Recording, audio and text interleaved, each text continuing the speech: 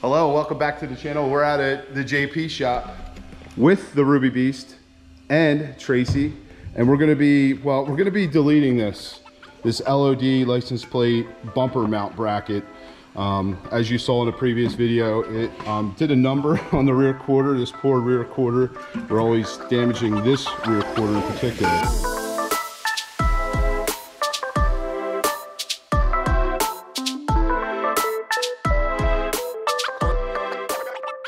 So this is coming off, completely removing that, and we're gonna go with a Motobilt license plate spare tire relocation kit, which incorporates your backup camera. And we also opted for their light. We got all this from Motobilt. I had my friends over at GRC Blasting powder coat this, and they did a phenomenal job. I mean, it's almost perfect. They also did some D-rings for me that Tracy already put on. Motobilt D-rings. Yeah, Tracy was excited to put those bad boys on, and I got them from the jpshop.net on our website. You can get that shipped within 3 days. I had them at my house. Orders over $100, you get free shipping. So definitely check out the jpshop.net. We didn't have the directions when we installed the camera relocation bracket from LOD, and we thought this was the best way to route it when we did the initial installation of the bumper and tire care. But we're gonna route it correctly now because we have the full-blown instructions, and we're gonna show you guys because I got a lot of questions about this, and I promised LOD that I would make a follow-up video on it. So we're gonna route that correctly. It's gonna remove this panel. He's got a panel popper, trim panel popper.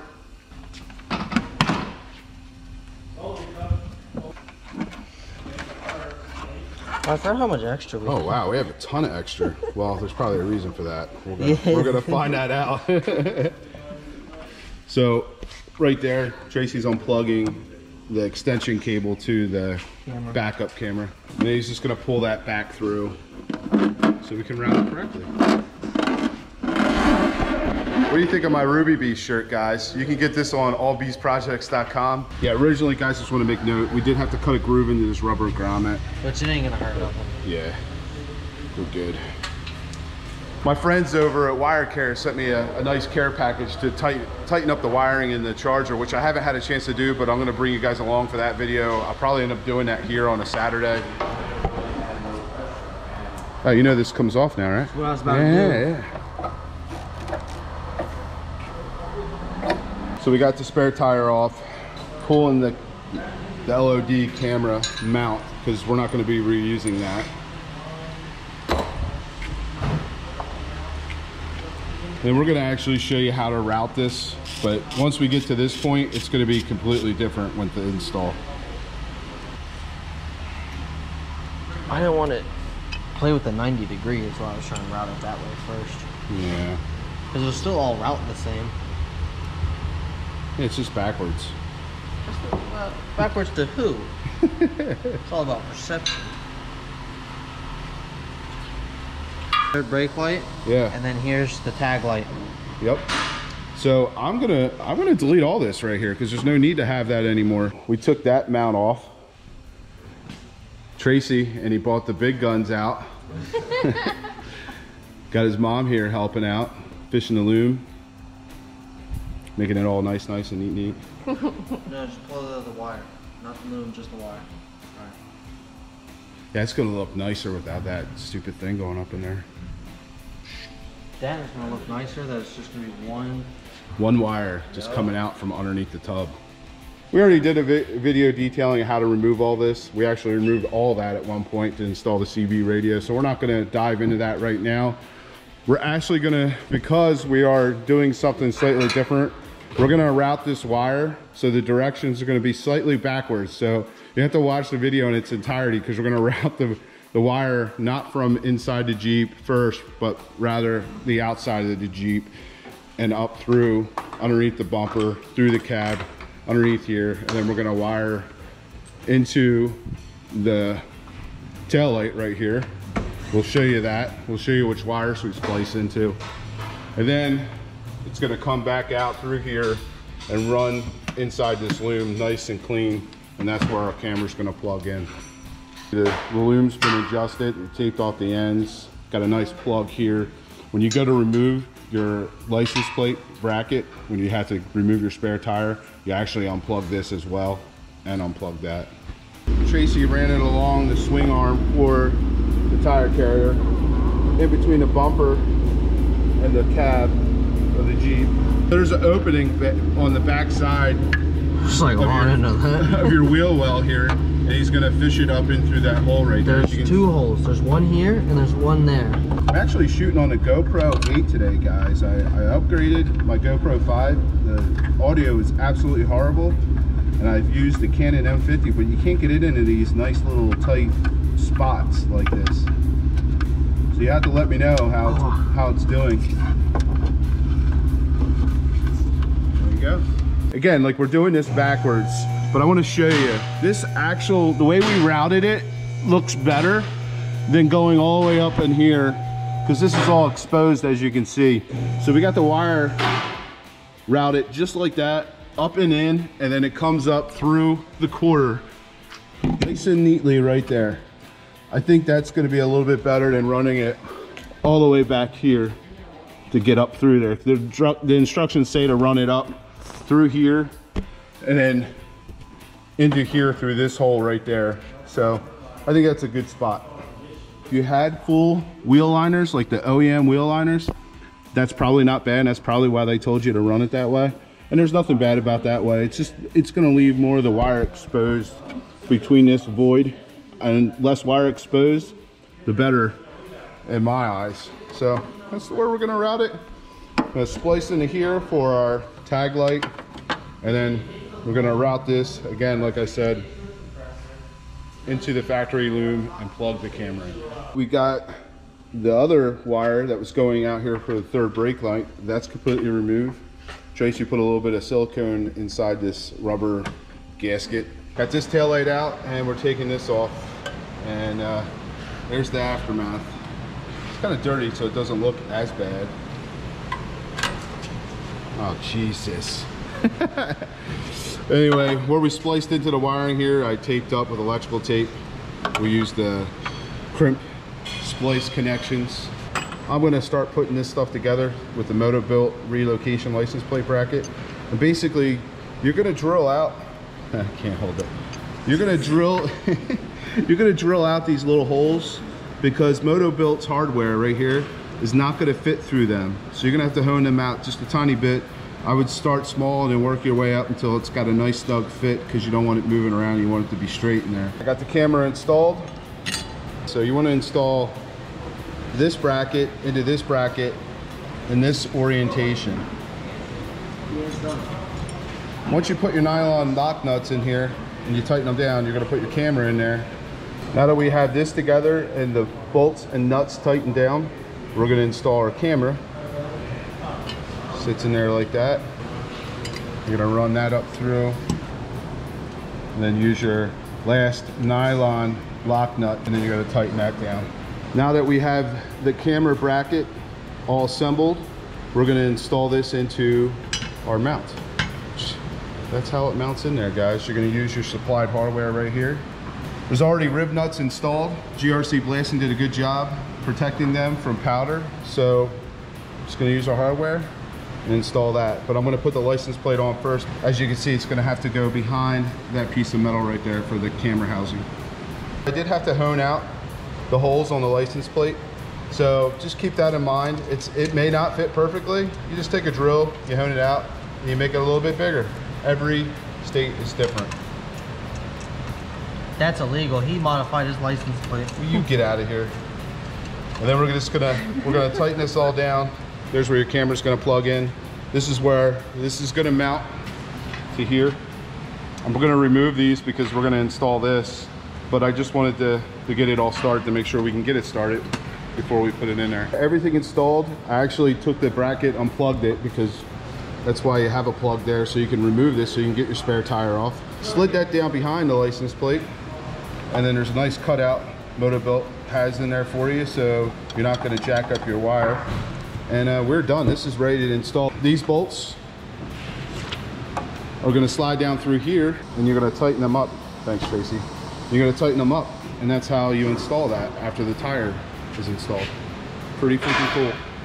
We are gonna rotate these tires. I'm gonna rotate the spare in, and we're gonna balance. We're gonna check the balance because we got a little shimmy on the highway, probably because of all the gouges that I put into these fuel wheels. We're a little bit out of whack. He thinks that the tire actually might have slid or spun on the wheel.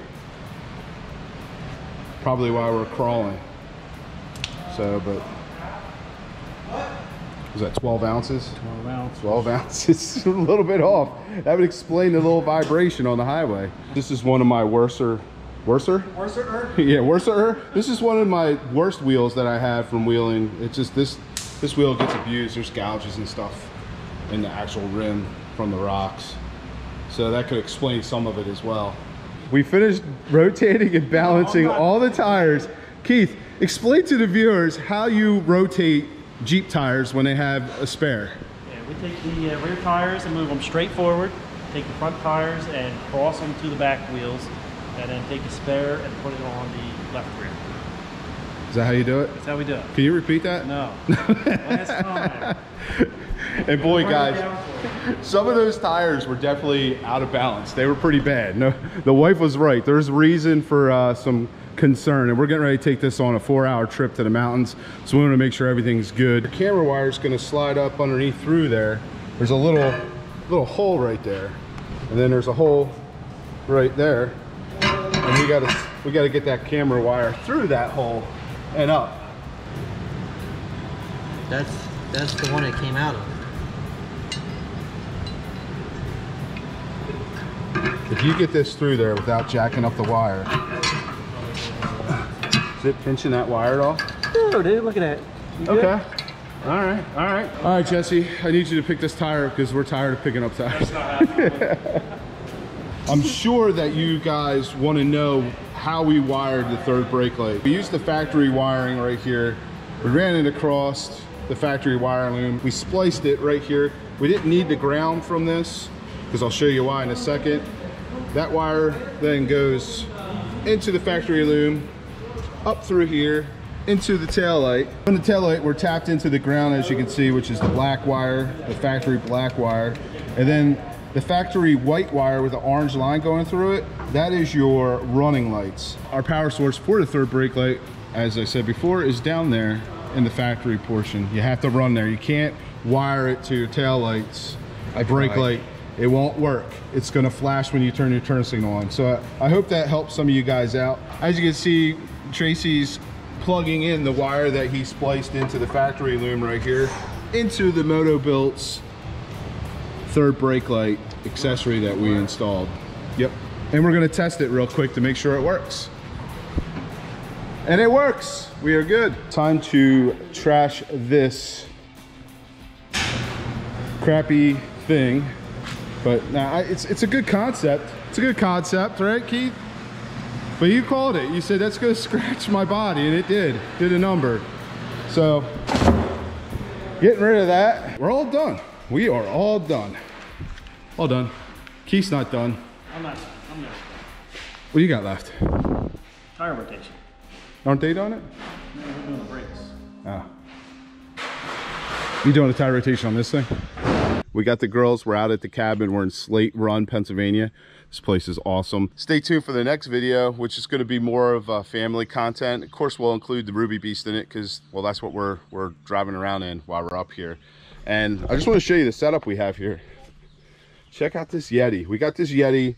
I actually got an Arctic cooler and it came with broken drains. So I sent it back and I said, you know what? I should have went with Yeti from the beginning. But this thing fits perfectly back here. I got my vlogging bag there. I got my drone bag there. Stay tuned for drone footage. Epic drone footage in the next video, right? Epic. Mrs. Beast Projects is trying to get everyone ready to go because we're going on a trip to check out some cool sights out here in this area. And Heddy's got her camera bag, and then we got our Yeti, man. This thing's awesome.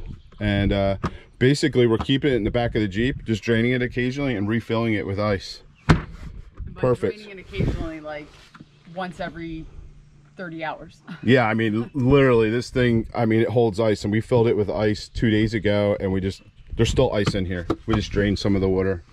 But how did the Jeep handle after balancing all the tires that were all out of balance? So much better. Like I said, on the way to work, I stopped in at work Friday, Thursday, and it was shaking horribly, but no problems whatsoever coming the 4 hours up here. That's another important thing, guys. If you do wheel consistently a lot, it might benefit you to go to the JP shop and get your tires rebalanced occasionally.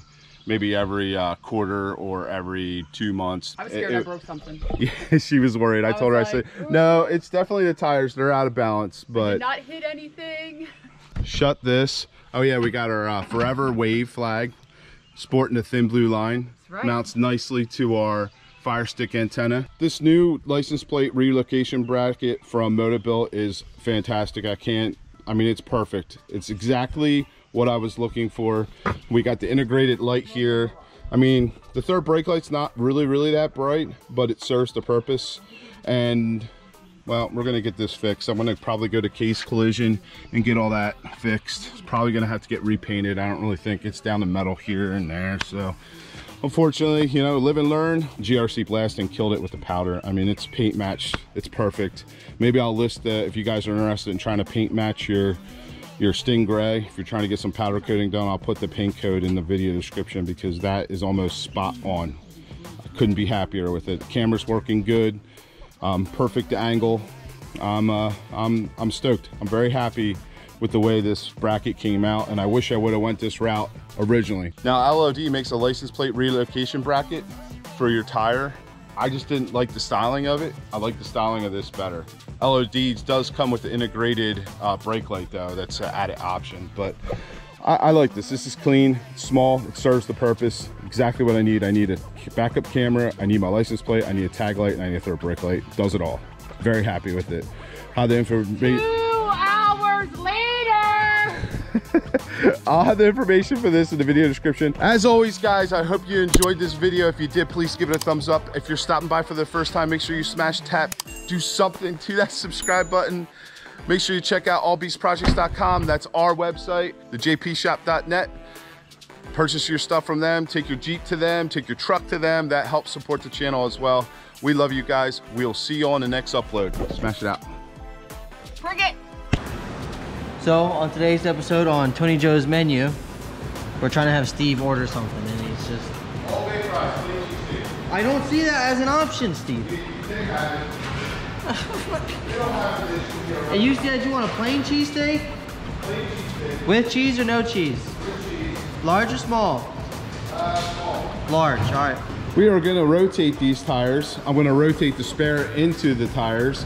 And what we do here at the JP shop, because I was talking to Keith, you always take the passenger rear and you rotate it forward. So this passenger rear is actually going to you always take the passenger rear,